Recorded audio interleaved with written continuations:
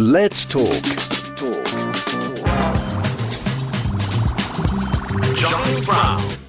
One night on the Somme, the betrayal of a Pals Battalion on the Somme.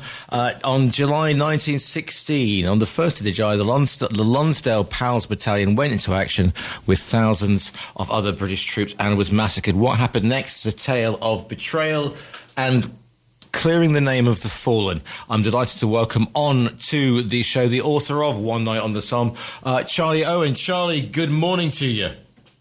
Good morning. Good to have you with us. What's your background, by the way? What did you? Are you a historian? Are you an author? What was your particular interest in the Lonsdale Pals Battalion?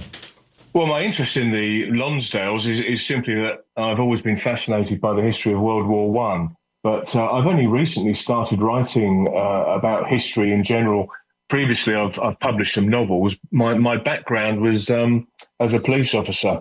So tell me a little bit about, for those who don't know, because after the First World War, the Pals battalions, this was seen as not a very good way of recruiting people because of the devastation that ensued in the First World War. If you can, explain what Pals battalions were, set the scene, if you will, rather than just diving straight into the Somme. Yes, of course. At the outbreak of war in August 1914, the British Army, at a stretch, could muster about 700,000 men. And facing them was the German Empire and their allies with an army in excess of 7 million. So there was clearly a huge shortfall that needed to be made up quite quickly. Lord Kitchener authorised the landed gentry, amongst them Lord Derby, to create their own battalions. And it was Lord Derby who gave the description of a battalion of pals to the battalions he had raised in the northwest of England. But you're right. On paper, it's a great idea because it means men are guaranteed to serve alongside close friends and family and relatives, men they went to school with, men they played sport with. But in the event of a catastrophe such as the 1st of July, tiny communities are going to be hugely impacted. And that was the case with the Lonsdales on the 1st of July. That morning, 16 men from the tiny village of Shap in what's today Cumbria went over the top, and only 3 mustered that afternoon. Catastrophic losses. Yeah, I think if you think about it, the idea of having a Pals, it makes sense. You've got the morale, you know each other instinctively, the whole situation, and you're fighting for your mates. But that would have worked okay in perhaps a Crimea or a Boer War or a pre-industrial mechanized war.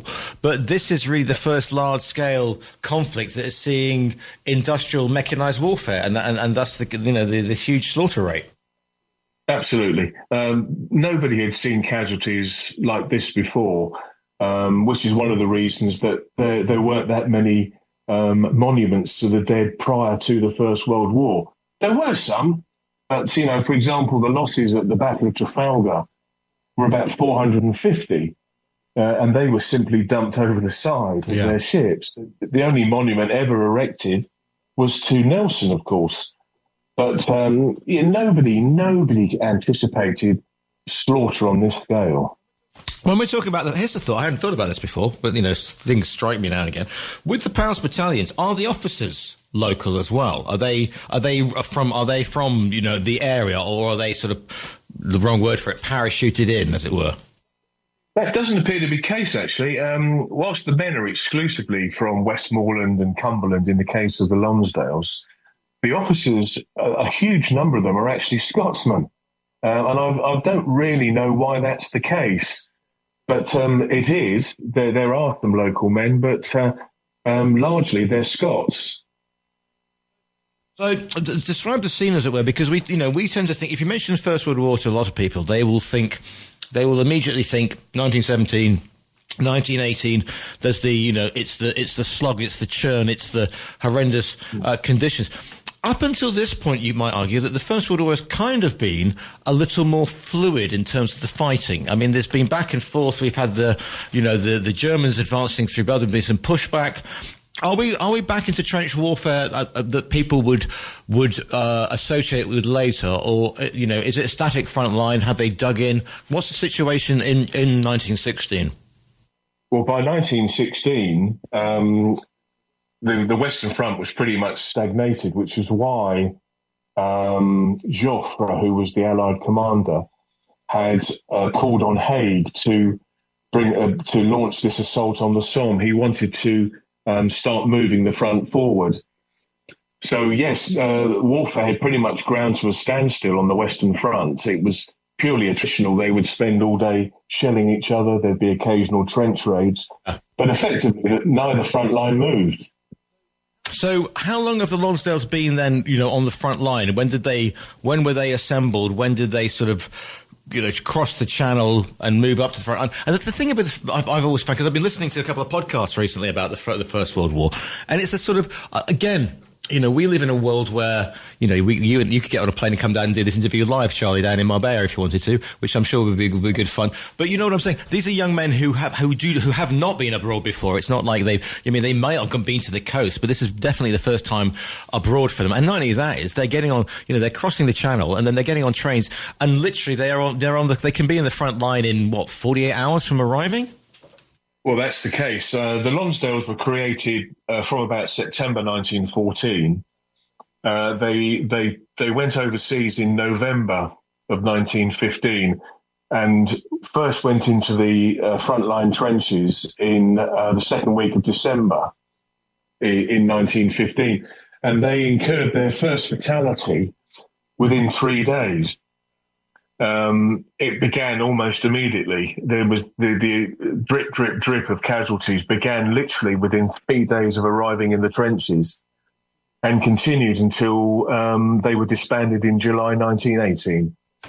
But you're quite right. These were men who had rarely, if ever, left Cumbria as we know it today, let alone the United Kingdom. It was a huge adventure for them to go over to France, which is one of the reasons that places like Mouquet Farm, where they were massacred that morning on the 1st of July, where they were unable to pronounce Mouquet, and it became Mucky Farm. And the Western Front is littered with names that the British troops adapted to their own tongue. Yeah, Wipers, of course, is the best one, isn't it, of course? Precisely, yes. Yeah. These men, I mean, that first fatality I was just talking about, killed on the 17th of December, he was 41 years old, Private Nicholson, the father of 6 children. The youngest was 2 months old. He lived in a 2-roomed slum dwelling in Carlisle. 2 adults, 6 children in 2 rooms with no facilities whatsoever.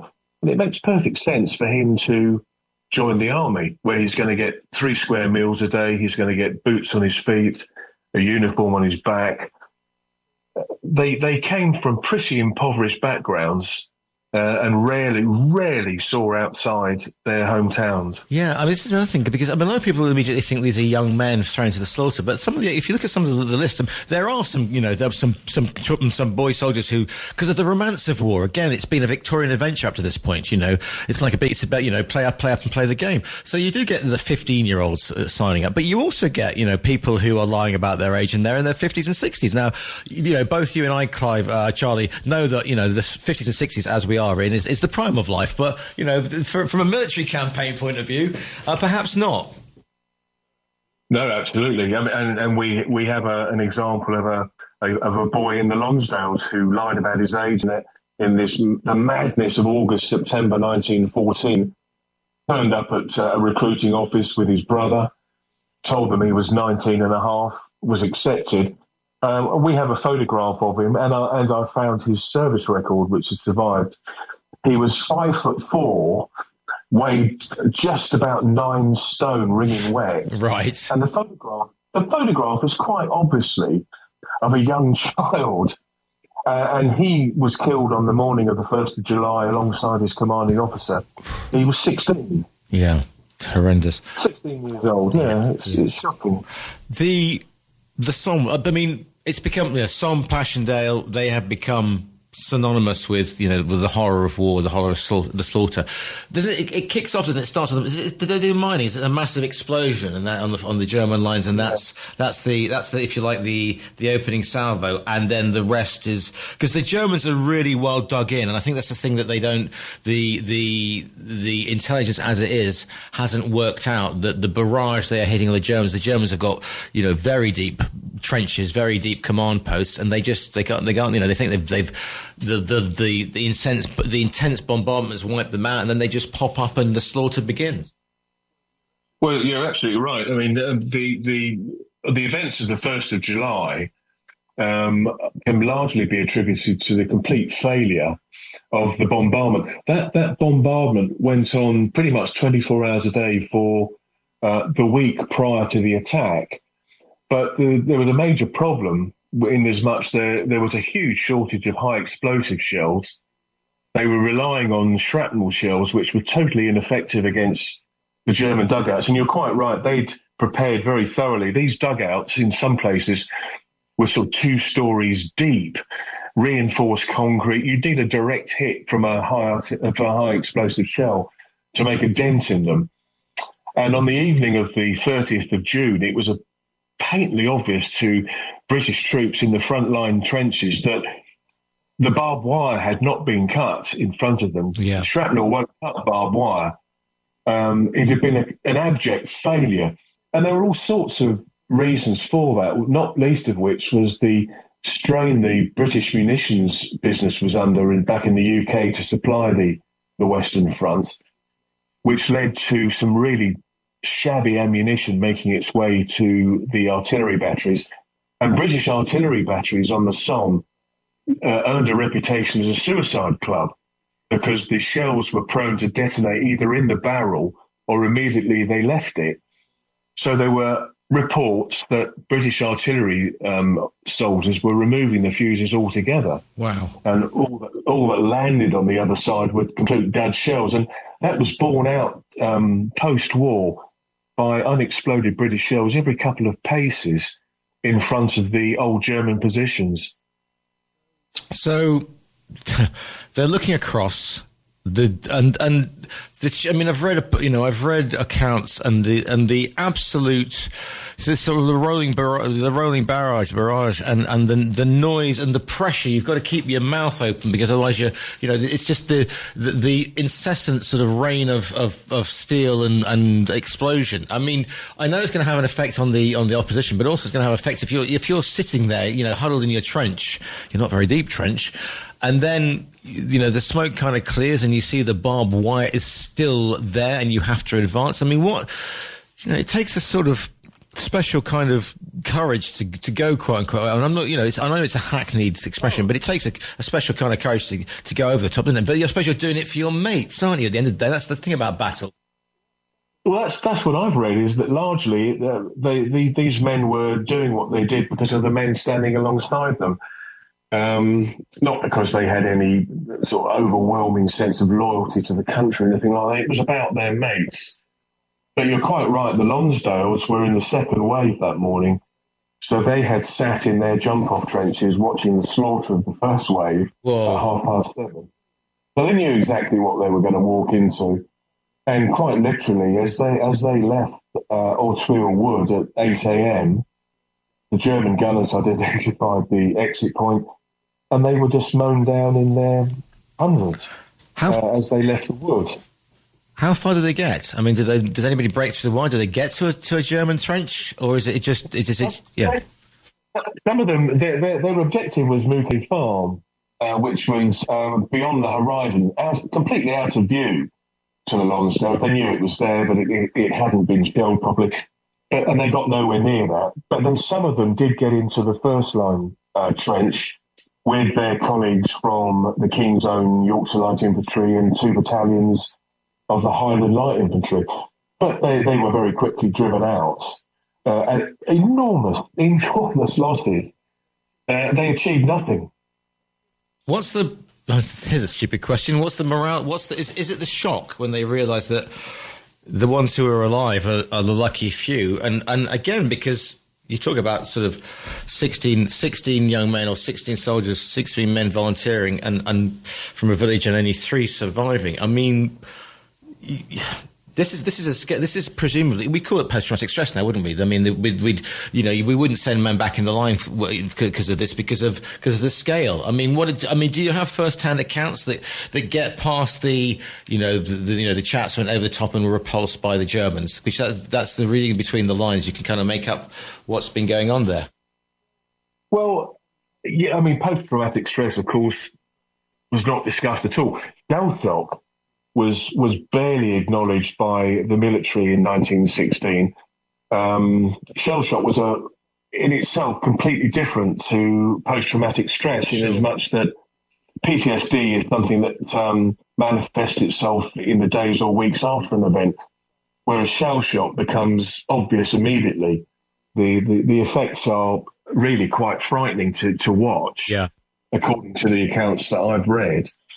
But the British Army was never going to, and certainly not in 1916, was never going to acknowledge the scale of the problem. Shellshock, had it been acknowledged, and with the benefit of hindsight today, shellshock was probably the greatest factor of casualties on the Western Front. It was an extraordinary thing. It would render men blind, dumb, deaf. It would change the colour of their skin. It would lead to nervous tic.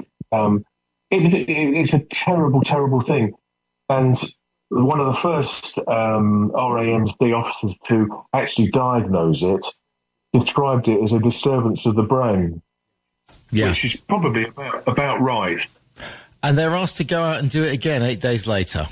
And precisely. So, and this is where it gets very interesting, because this is where the, quote unquote, the shame, because again, we're dealing with Edwardian attitudes to the military here. And it's not as if you've got a free press there who's reporting, you can't report back and saying the horror of the front lines, because you'll never get people volunteering or whatever. So tell me what happens there, because this is quite remarkable. It is. It's absolutely shocking. And I know we shouldn't perhaps judge history by today's standards, but we do. 8 days later, the shattered survivors of the battalion, now under the command of a captain from the King's Own Yorkshire Light Infantry, right, are detailed. Sorry, go on. No, sorry, I was going yes. So please continue. Yes, sorry. Yeah. This officer himself had only returned to the Western Front in June, having been in hospital for a year, suffering from very severe shrapnel wounds in his head, and was himself severely shell-shocked.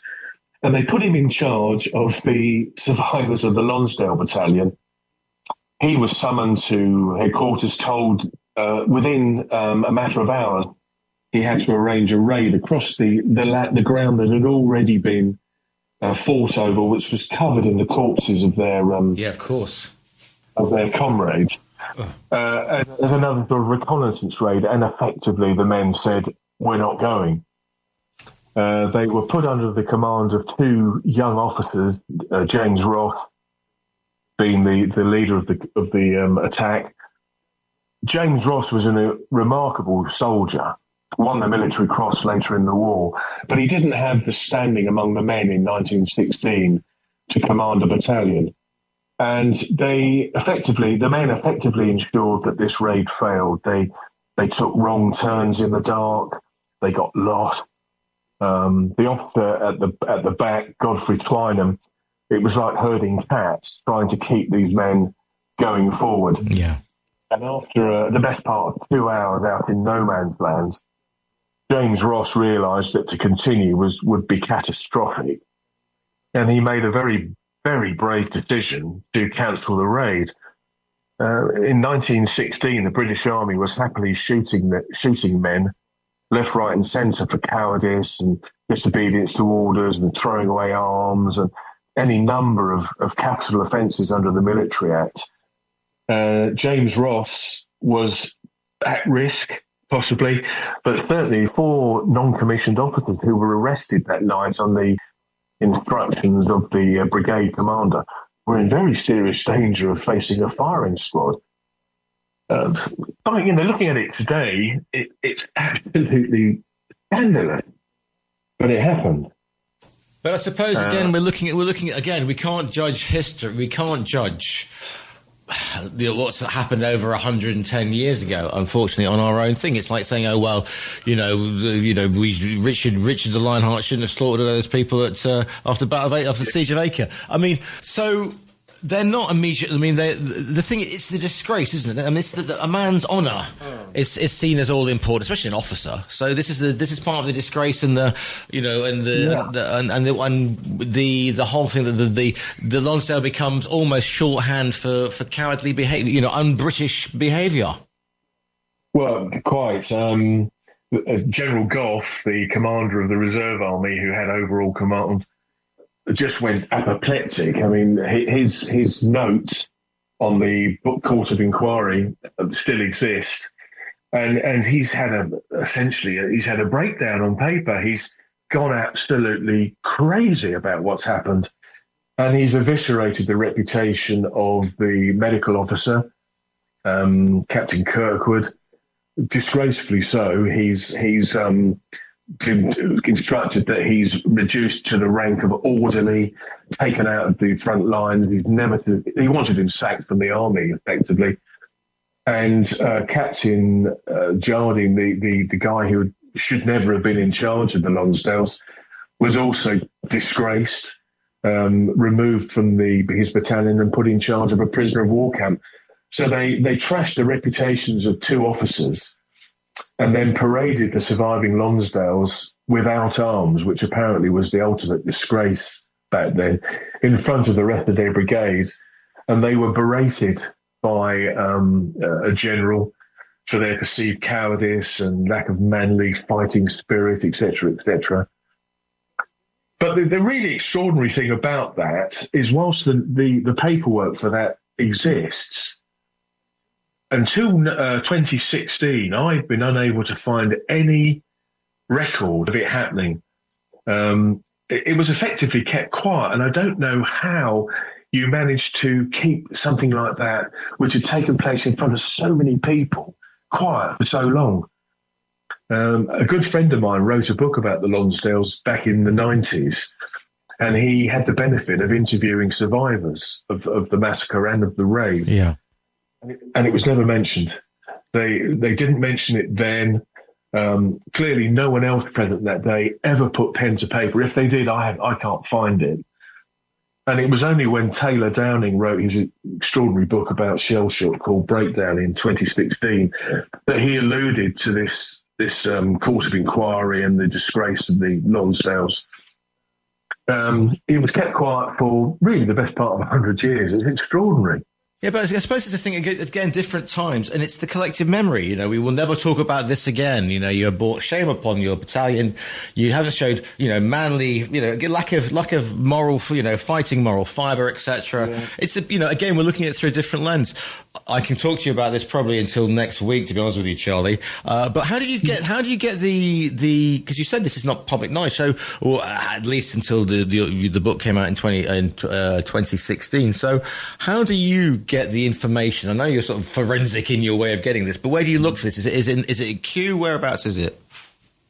Well, the National Archives is a great starting point. I'm also on Ancestry, which has remarkable resources available. And I found social media to be invaluable, right? Because Facebook, there are a couple of groups on Facebook. If you've got a question about the Lonsdale, someone will have an answer. There are First World War Facebook groups with some extraordinarily knowledgeable people on it. But the majority of the written material that I've managed to come across has been National Archives. Most of that has now been digitised, but where it hasn't been digitised, I just get copies made. When were the Lonsdales, the reputation restored? In their lifetimes? Has it only been a recent thing? Yes. No, in their lifetime. This disgrace took place in 1916. It's quite significant, actually. by 1916, they'd been in the trenches for a year. There had been no gallantry medals awarded to the battalion. By the end of the war, July 1918, when they were disbanded, they'd accrued a significant number of gallantry awards. There were a DCM, a DSP, numerous military medals, military crosses, mentioned in dispatches. So they were clearly forgiven at some stage. And the reality is that their record throughout the rest of the war was really exemplary. People like James Ross, who won a military cross at Beaumont Hamel, which was the scene of some of the fiercest fighting on the Somme, was an extraordinary man. How he didn't get at least a bar to his military cross. At one stage during one action, he called in a British artillery strike on his own positions, which were in danger of being overrun by the Germans. Remarkable man. So yes, their reputation was rehabilitated before the end of the war, and they finished the war with fantastic battle honours, a credit to the Border Regiment as a whole, a credit to Westmoreland and Cumberland, to Cumbria today, and the city of Carlisle, where most of them came from. The book is called One Night on the Somme. Listeners, go to our own TRE virtual bookstore, click on the front cover. I'm warning you, there's a picture, it's quite a famous picture.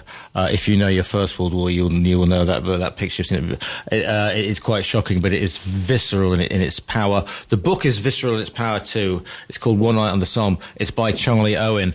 Charlie, if people want to find you online, can they? I mean, you mentioned you were on Facebook and the socials. Is there a Charlie Owen Facebook page?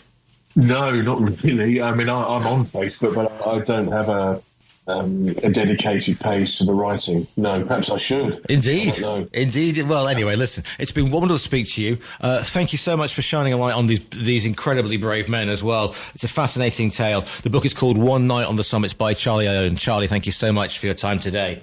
Thank you. Thanks very much.